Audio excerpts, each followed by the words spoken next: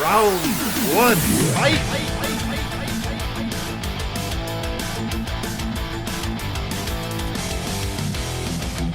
Coming next year is a documentary celebrating Street Fighter 2.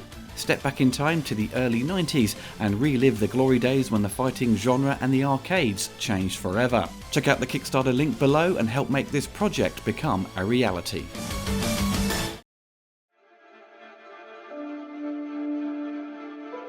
Underwater opened in cinemas early this year in January in the USA and a month later in the UK. Produced on a budget of over $50 million, it only managed to recoup $41 million worldwide.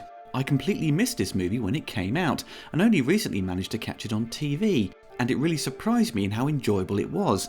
Now the film was dumped into the January release schedule, which is often not a good sign and is seen as a way for studios to put out movies they don't really care much about to cut their losses. Underwater is directed by William Eubank, who was known for directing the low-budget movie The Signal in 2014. William started out as a cinematographer and worked for Panavision for a number of years, before making the leap into directing features. The film didn't do well with critics, which may have hindered its poor performance at the box office. Critics felt it borrowed too much from the 1979 classic Alien, and they complained it focused too much on the visuals instead of the story, which was void of any drama, highlighting style over substance. Mark Kermode in particular referred to it as wet aliens. He said it wasn't that bad, but it's not any good either. Lots of potential, but it was just by the numbers and relied too much on copying the Alien formula. Others, however, were very impressed with its visuals and production design and felt it did a good job with the horror, with some effective tense scenes and jump scares. This would be the last feature distributed by 20th Century Fox, as the studio had been purchased by Disney. The name has now changed to 20th Century Studios. Due to the change in the studio and Disney's move to focus less on physical media, the 4K Blu-ray release was cancelled and is only available to purchase digitally in the high-res format. And the regular Blu-ray was only put out in a few countries. The UK never got a release. For this review, I had to purchase a copy from Germany. The script for Underwater was written by Brian Duffield. It was a spec script that was shopped around the studios, and it was eventually picked up by Fox. The script would go through many changes under the direction of Will Eubank. The director said the original script was terrific and scary, but felt like a Tarantino film, and had a lot of comedy thrown in. William wanted to take it in a different direction and take the idea of this underwater horror story more seriously, shifting its tone. Filming would take place in New Orleans in March of 2017, and they would wrap in May. With a tough shooting schedule, they shot everything in chronological order. The director did have experience shooting underwater, but most of the movie they would simulate dry for wet, resulting in a movie that is designed to be underwater, but with no water.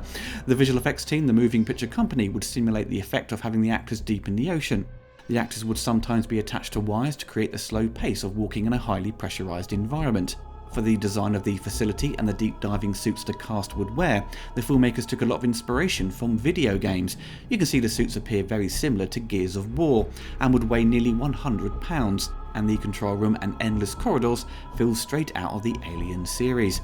Even if they pulled ideas from video games, game designers have often pulled designs from movies, so they have all borrowed from each other.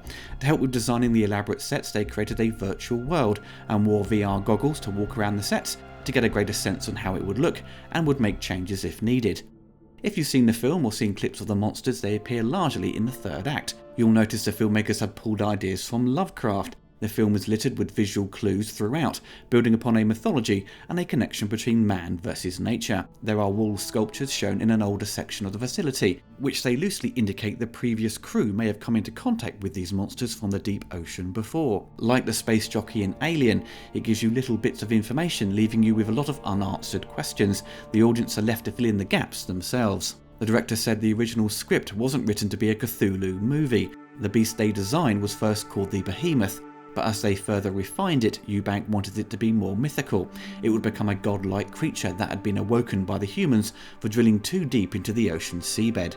With the film finally edited by late 2017, the film would end up sitting on the shelf for over 3 years. Intended for release in 2018, but due to Disney purchasing Fox, many films were delayed while the deal was completed, and during the last days of the studio, those films left waiting to be released were just quickly put out with little advertising. The film opens in a research and drilling facility, and engineer Nora, played by Kristen Stewart, is suddenly shocked by what appears to be an earthquake. As the water blasts through the structure, she flees to the exit and bumps into her colleagues Rodrigo, played by Mamadou Arche, and Paul, played by TJ Miller.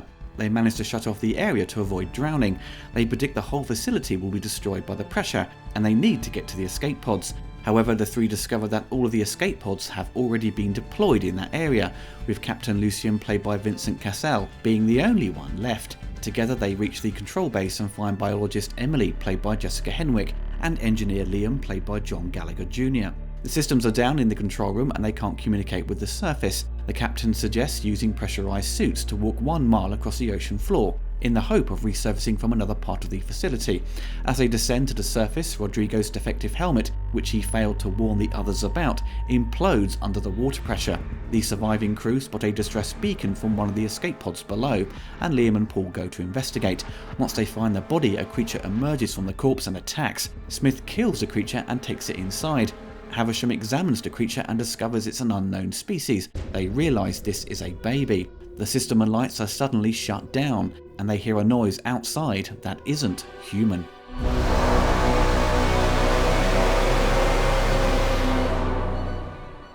As mentioned earlier, I finally caught the film on streaming, and was pleasantly surprised by it. I honestly really enjoyed it.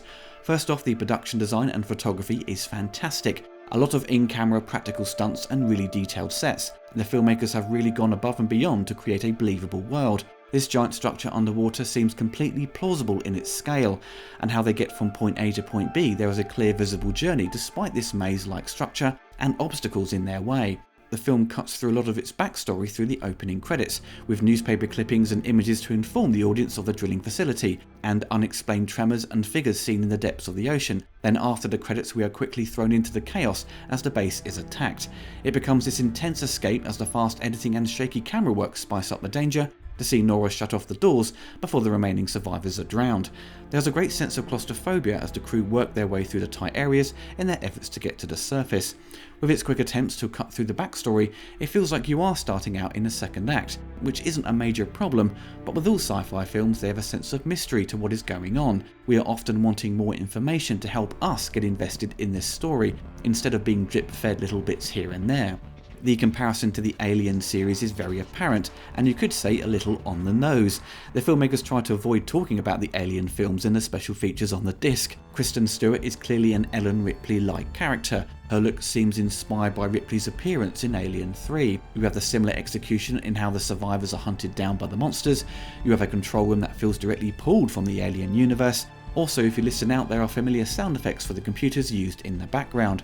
It's a mix of Alien and The Abyss, but there was already a film like that called Leviathan starring the legendary Peter Weller, which was criticised at the time for being a cheap knockoff, but since then it's become a cult classic. I don't really care if it rips off Alien or other movies of a similar vein. Many movies or even video games borrow off each other.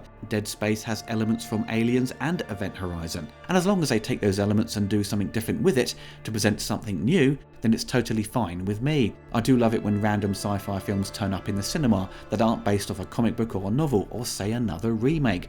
Underwater feels familiar but fresh enough to enjoy as a new entry in the horror/sci-fi genre. The Gears of War-like suits look great, and I applaud their efforts to have the actors in real physical suits. You don't have any dodgy bobbleheads you see in the Marvel movies, for example. The characters are the usual affair of stock characters you find in this genre, sadly. You have a nervous one for comedy, a captain who isn't telling everyone the truth, and others who feel this mission is a waste of time and they can't see a happy ending in sight. But they are not unlikable though. There are a couple who can be frustrating, and the ones you do like often get killed off. The film score by Marco Beltrami and Brandon Roberts is interesting, but doesn't leave a lasting impression. The approach is very haunting, adding to the atmosphere, with choral voices to give a sense of a past when these monsters roam the ocean, and it adds to the threat of the sea and what lies beneath. Lots of electronic compositions, often sounding a little retro in its design, with stabbing sound effects to punctuate scenes. Marco has scored a lot of horror films and follows with a similar style, so it doesn't feel like a traditional sci-fi score in that respect. There are emotional moments written for the character Nora that do the job where she feels completely beaten down and worn out. For the film it does provide what's needed, but as a listening experience it doesn't make for a memorable score, as there isn't really anything that stands out to make you want to rush out and purchase the soundtrack. Underwater is a beautifully photographed movie, and for its modest budget, the visual effects are very impressive. I didn't watch it and think that looks like bad CGI. It's very polished throughout, and a lot of thought has gone into this world of the future. The performances are very good as well. Kristen Stewart makes for a nice Ellen Ripley substitute. She handles the action scenes and emotional parts in a genuine way. It's a shame it didn't perform well at the box office, and due to the pandemic it may have hindered it staying around for longer in theatres. But I would certainly recommend you check it out on streaming, or if you can find a Blu-ray, then give it a go, as the special features alone are worth watching to see how the movie was made. It's not a perfect film by any means, and it's far from original, but it's like comfort food. You've had it before, but it's still satisfying.